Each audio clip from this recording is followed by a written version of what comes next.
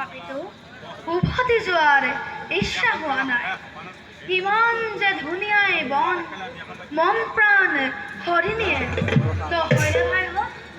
হয় ভাই, চাৰিওফালে ফলে ফুলে জাতিষ্কাৰ হৈ সৌন্দৰ্য বঢ়াইছে। এনেকুৱা লাগিছে গোটেইখন যে মই ইয়াতে পাৰ কৰি দিম।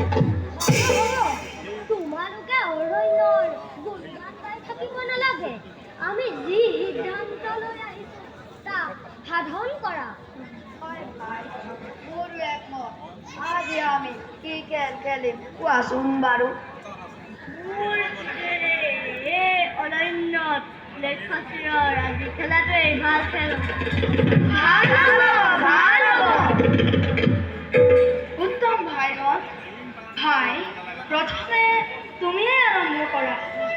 চোৱা ভাইহঁত, উশাহ একেবাৰে আগত থকা অক্ষয় আংটোৱে হওক আমাৰ লক্ষ্য।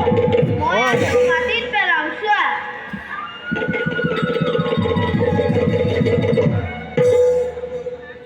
তুমি নোৱাৰিলা ভাই, এইবাৰ মই মাৰিম।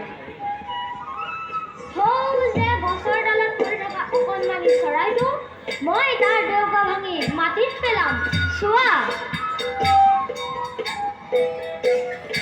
ৰ'বা ভাই, তুমি সেই চৰাইটোৰ ডেউকা পিছতো ভাঙিলা। পিছে তুমি কি কৰিব পাৰিবা নিশাদ?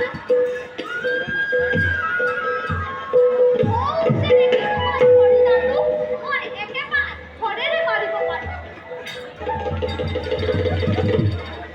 ৰ'বা, তুমি সেই নিৰীহ জীৱটো বধ কৰিব নালাগে।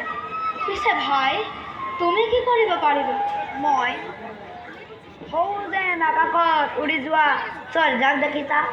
তাতে এটা চৰাই মই একেটা থৰতে মাটিত পেলাব পাৰিম।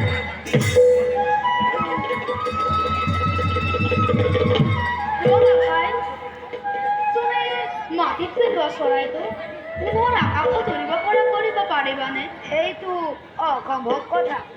নিশাদ, তুমি মৃত্যু দিব খোজা হৰিণাটোক পুনৰ জীৱন দান দিব পাৰিবানে? জীৱন দান দিবলৈ মই কিবা ভগৱান নেকি?